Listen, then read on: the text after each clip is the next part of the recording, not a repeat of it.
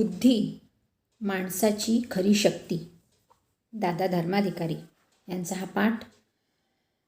दादा उपाख्य शंकर त्र्यंबक धर्माधिकारी हे स्वातंत्र्यसैनिक, लेखक, थोर गांधीवादी विचारवंत म्हणून परिचित.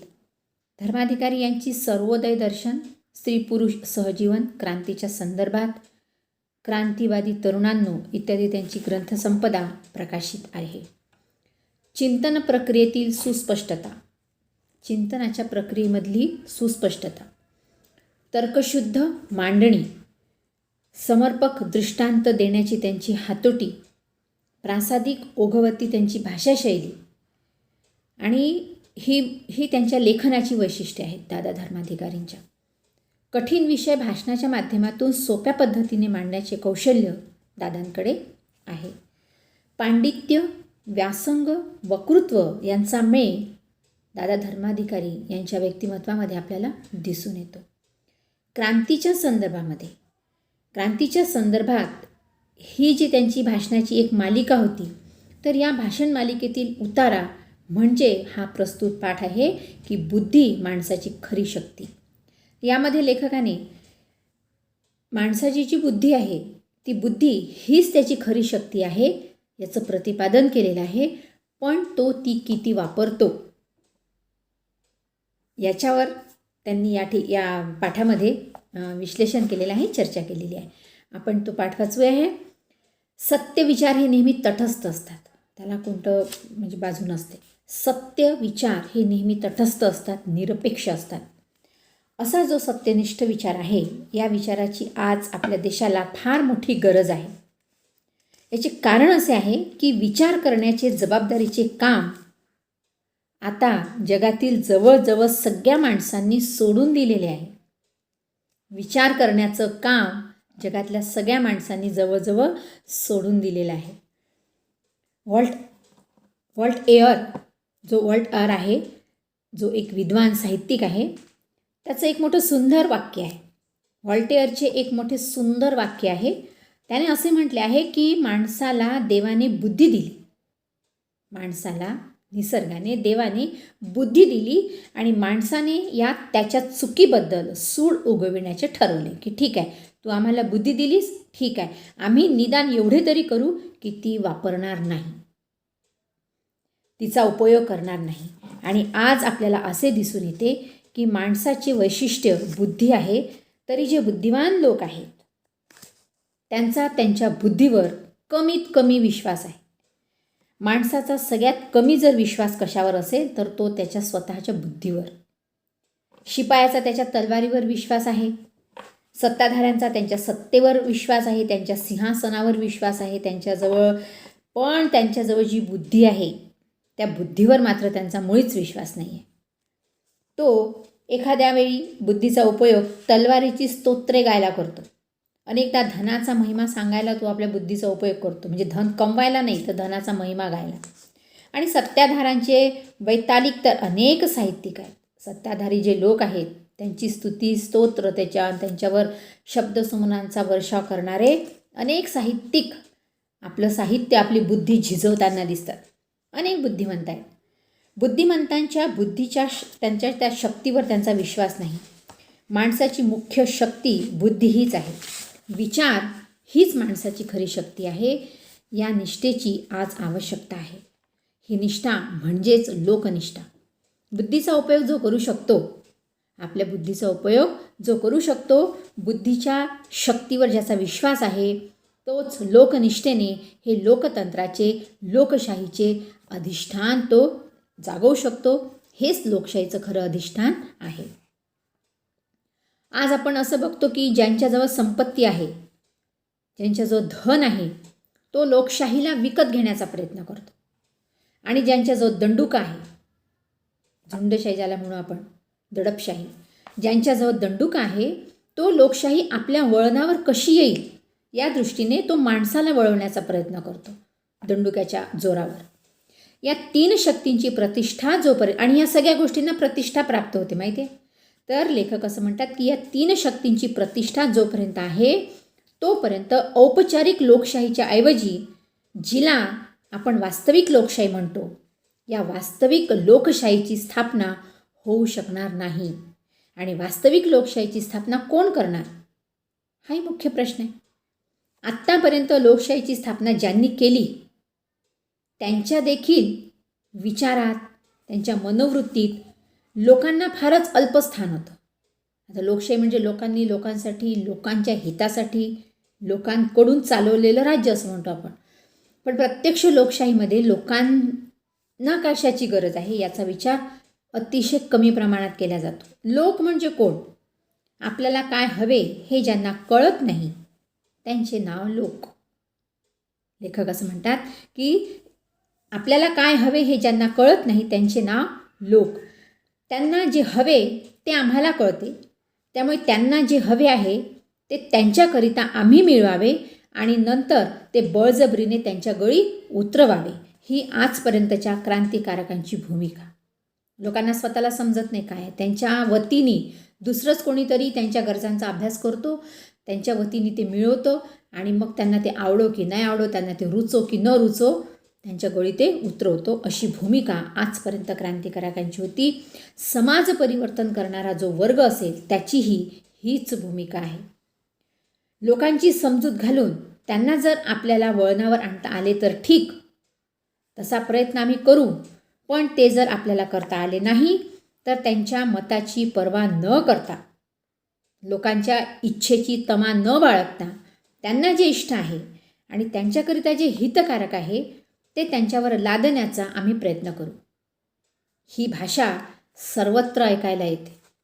समाज परिवर्तन करणारी माणसे मुठभरच असतात, जास्ती नसतात ती, पण ही समाज परिवर्तन करणारी माणसे असतात. या माणसांच्या समाज परिवर्तनाच्या प्रक्रियेत लोकांच्या पुरुषार्थाला कितपत वाव असतो, हा मुख्य प्रश्न आहे.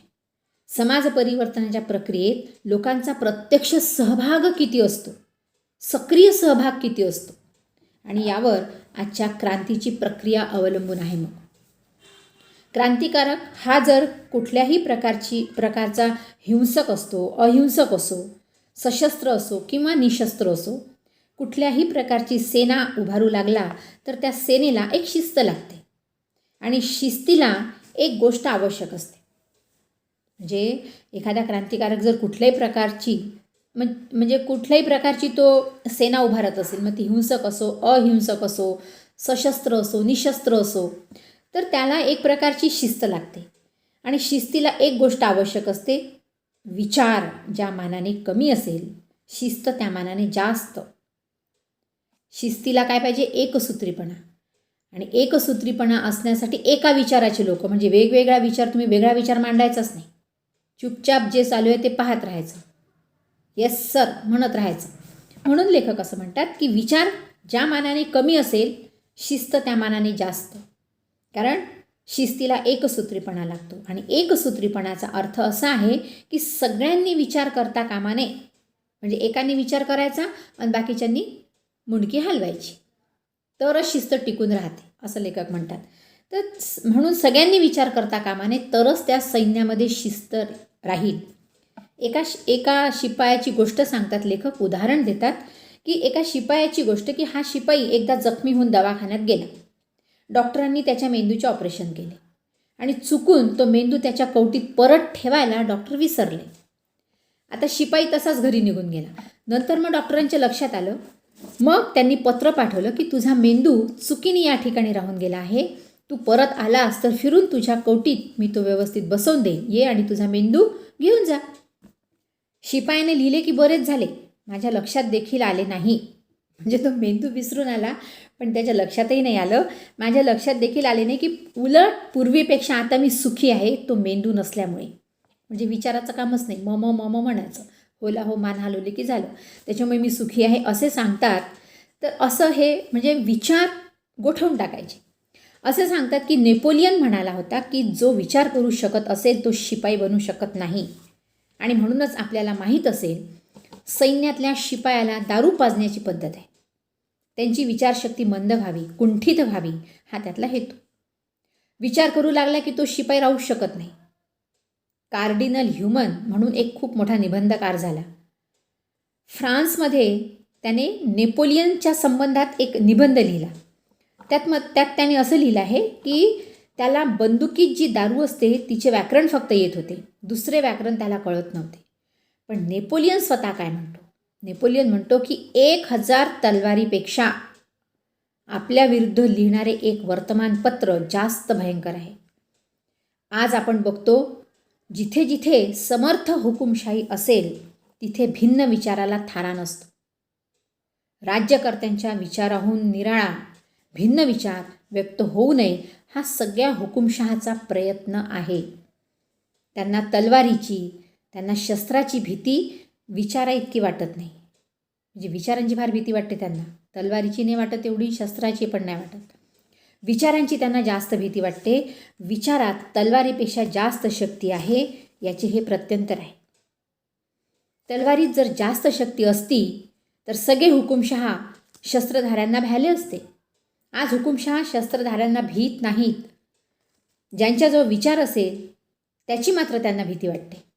कारण केव्हा हे विचारवंत मतपरिवर्तन करतील समाजाचं आणि केव्हा आपल्याला म्हणजे वैचारिक क्रांती झाली तर आपल्याला आपलं सिंहासन सोडून जावं लागेल याची भीती वाटते त्यांना.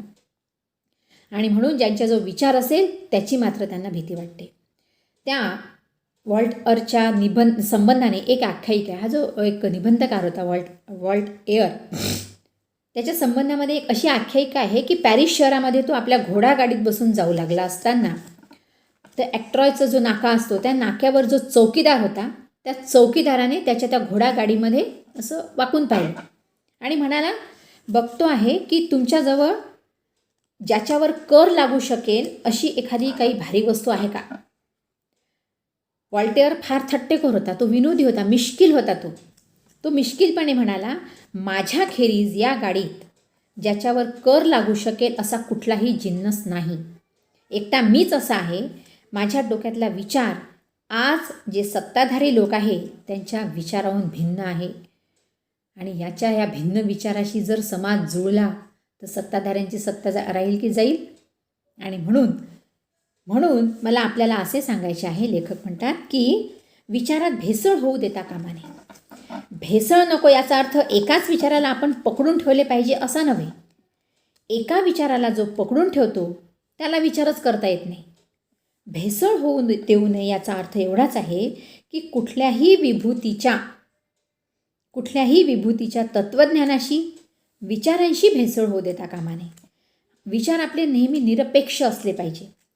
मी आपल्या विचारांची स्वतःच्या जीवनाशी गल्लत करण्याचा प्रयत्न केला नाही, त्यामुळे मी विचार करू शकतो. आपल्याजवळ माझी अशीच विनंती आहे की हा अमुक विचार गांधीजींच्या तत्त्वज्ञानाशी, गांधींना तत्त्वज्ञान असेल तर गांधीजींच्या विचारसरणीशी, त्यांच्या कार्यक्रमाशी सुसंगत आहे की विसंगत आहे, हा विचार चुकीचा आहे.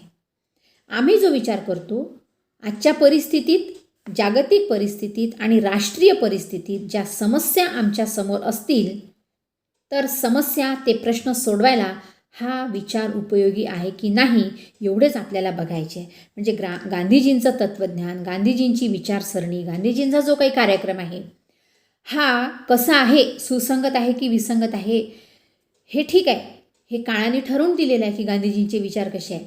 पण आजच्या परिस्थितीमध्ये ते किती उपयोगाचे आहे हा विचार जर मी करू शकत नसेल तर मी विचारच करू शकत नाही. म्हणजे लेखकाचं असं म्हणणं आहे की तसा विचार करा तुम्ही की ठीक आहे गांधीजींचे विचार थोर आहे पण आजच्या काळाशी ते सुसंगत आहेत का हा विचार करा.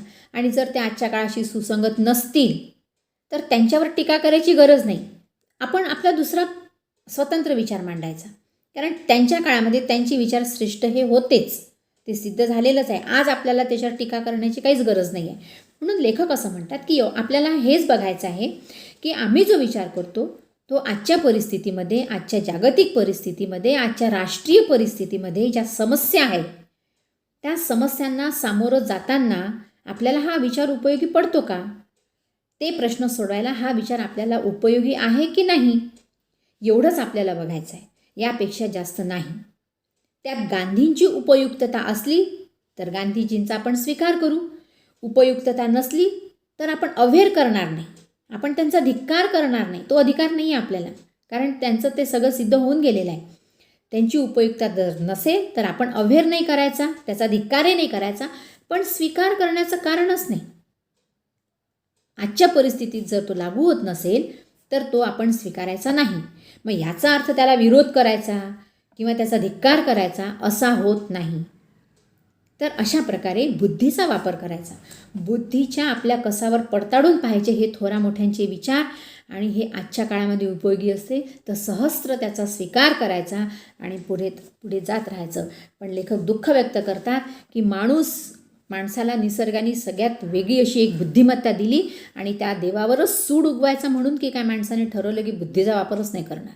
तर असं न करता आजच्या परिस्थितीमध्ये जो विचार योग्य आहे तो आपल्या बुद्धीच्या कसोटीवर तावून सुलाखून घेऊन आपण त्याचा वापर केला पाहिजे.